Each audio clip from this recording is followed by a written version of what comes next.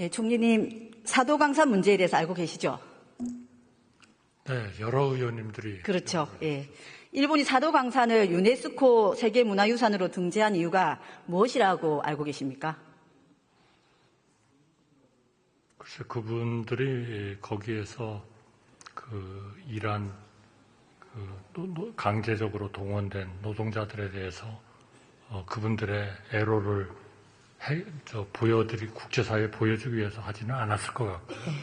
본인들이 오래전부터 이런 산업의 발전 이런 것들을 가지고 있었다라는 좋은 쪽으로 얘기를 하려고 그걸 시도를 했겠죠. 예, 그렇죠.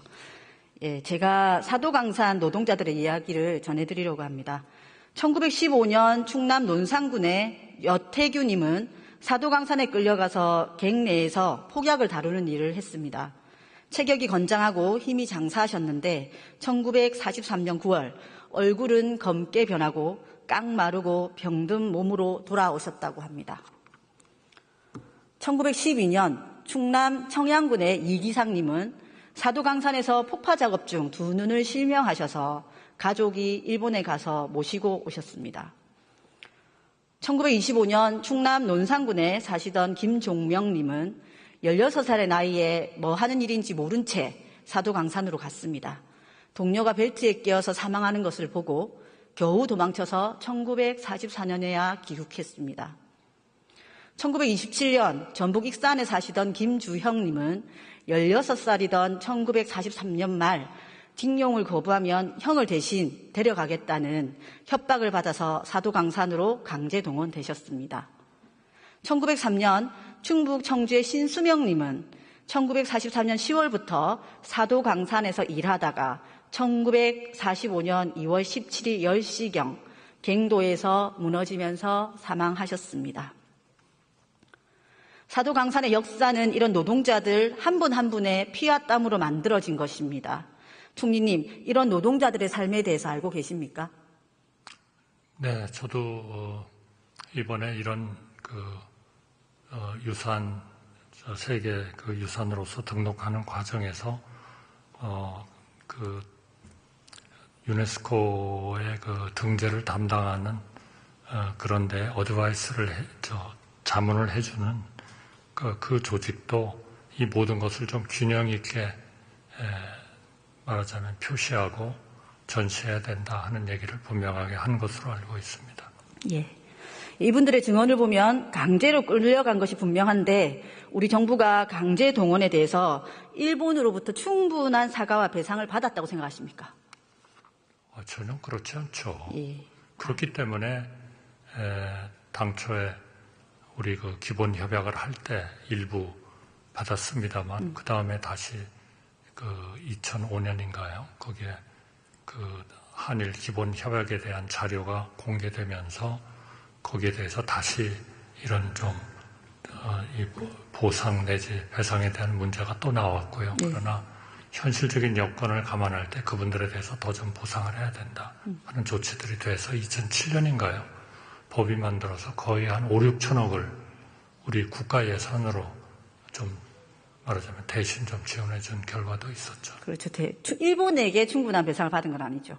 그렇죠. 예, 그렇죠. 총리님, 일제 강제 노역의 참상은 사도강산에서만 일어난 것이 아닙니다. 군함도 알고 계시죠?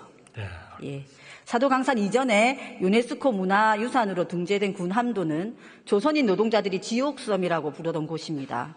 탈출하고 싶어도 탈출할 수 없었던 섬에서, 아니 탈출하며 목숨을 잃어야 하는 섬에서 밤이면 바다를 바라보며 멀리 고향 땅을 그리는 조선인 노동자들의 노랫소리가 들려왔다고 합니다.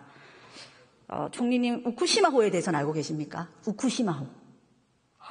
그거는 제가 잘 모르겠어요. 그래요. 예, 그럼 제가 잠시 말씀드리겠습니다.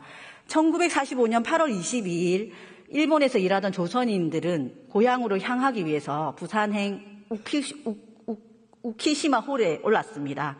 꿈에 그리던 고향 땅, 해방된 조선으로 향하던 조선인 7,000명을 태운 그게 후쿠시마가 아니라 우키시마. 우키시마. 예. 네네. 예, 제가 발음이 안 좋았나 보군요. 죄송합니다. 예. 예, 갑자기 원래 목적지인 부산이 아니라 방향을 바꿔 일본의 마이즈루 앞 바다에 와서 폭발음과 함께 침몰했습니다. 고향에 도착하기만을 애타게 기다리던 노동자들이 한날 한시에 일본 앞바다에 가라앉은 사건입니다. 원래 항로가 왜 변경되었는지, 왜 폭파되었는지, 누가 일부러 폭파한 것은 아닌지 아직도 알지 못합니다. 총리님, 조세이 탄광은 들어보셨습니까? 그 탄광은 모르겠습니다. 아, 그래요. 예, 일본 야마구치현 바다에는 바다 위로 솟아오른 굴뚝 같은 모양의 거대한 해저 탄광이 있습니다. 조세이 탄광입니다. 1942년 2월 3일 이 해저 탄광의 천장이 무너졌습니다. 바다 위로 올라온 좁은 갱도 안으로 바닷물이 들이닥쳤습니다. 그날 183명의 노동자들이 목숨을 잃었는데 이 중 136명이 조선인이었습니다.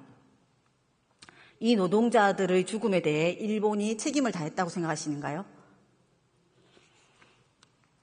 그런 문제는 저희가 명확하게 그 사안들을 좀 추적을 해서 필요한 요구는 해야 된다고 생각합니다. 예. 총리님, 저의 할아버지도 강제 동원으로 일본에 끌려가셨습니다. 아마 국민 중에 많은 분들이 이런 기억을 가지고 계실 것입니다. 우리는 강제동원 노동자의 삶을 기억해야 합니다. 이 노동자들의 삶이야말로 해방을 간절히 염원하고 몸과 마음을 다해 독립운동을 만들어온 조선 민초들의 삶이기 때문입니다. 그런데 윤석열 정부는 이런 기억을 애써 지우려고 합니다. 국민들께서 걱정을 많이 하고 계십니다. 윤석열 정부에 밀정이 있다는 말은 그냥 나온 것이 아닙니다. 윤석열 정부는 강제동원 피해자 3자 변제를 통해 전범 기업에 면죄부를 주었고 일본의 후쿠시마 핵오염수 해양 투기에 한마디도 하지 않았으며 독도의 일본 자위대를 끌어들여 한미일 군사훈련을 강행했습니다. 홍범도 흉상 철거 논란을 만들었고 사도강산 유네스코 문화유산 등재에 찬성했습니다. 뉴라이트 김형석을 독립기념관 관장에 임명했습니다. 김문수, 이진숙 방통위원장 등 윤석열 정부 관료들의 친일 발언은 계속되고 있습니다. 이쯤 되면 나라를 팔아먹는 정부라고 국민이 의심하지 않겠습니까? 총리님, 그런데 이런 국민 여론을 그리고 국민의 불안함을 미몽이다, 억지주장이다, 갈라치기다 이렇게 말씀하시면 되겠습니까?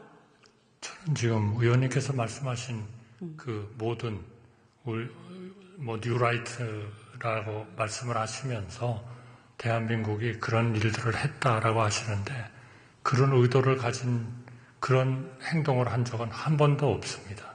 예, 후쿠시마가 왜 우리가 한마디도 못했습니까? 후쿠시마 방류에 대해서 과학적으로 명확하게 기준을 다 지켜야 된다라고 하는 그러한 목적을 위해서 우리가 조사관을 파견을 하고 IAEA하고 협력을 해서 거기에서 나오는 그런 그 물질을 채취해가지고 우리가 조사를 해가지고 그거를 확인을 하고 그리고 지금도 매일매일 그 데이터를 받고 있고 그런데 그런 후쿠시마에 대해서 한마디도 못했다 그러시면은 정말 그건 서운하죠. 예, 괴담이라고 유포하셨죠. 네. 예, 정말 괴담에 가깝습니다. 예, 됐습니다. 예. 이번 대정부 질의 과정에서도 총리님을 비롯한 여러 국무위원들의 답변은 용산에 밀정이 있다, 윤석열 정부는 친일 정부다라는 말을 불식시키기는커녕 확대하고 재생산하고 국민께 확신을 심어주고 있습니다. 그래서 국민은 더 불안합니다. 대한민국이 계승할 역사는 어떤 역사입니까? 대한민국 공직자들의 친일의 논리, 뉴라이트 역사관에 따른다면 독립운동가의 정신은 누가 계승하겠습니까? 독립운동 정신은 대한민국의 정체성이며 역사적 교훈입니다. 대한민국 민주주의의 인권의 뿌리입니다. 국회의원의 한 사람 그리고 국민의 한 사람으로서 이 부분을 바로 잡아야 한다고 말씀드립니다. 총리님 들어가십시오.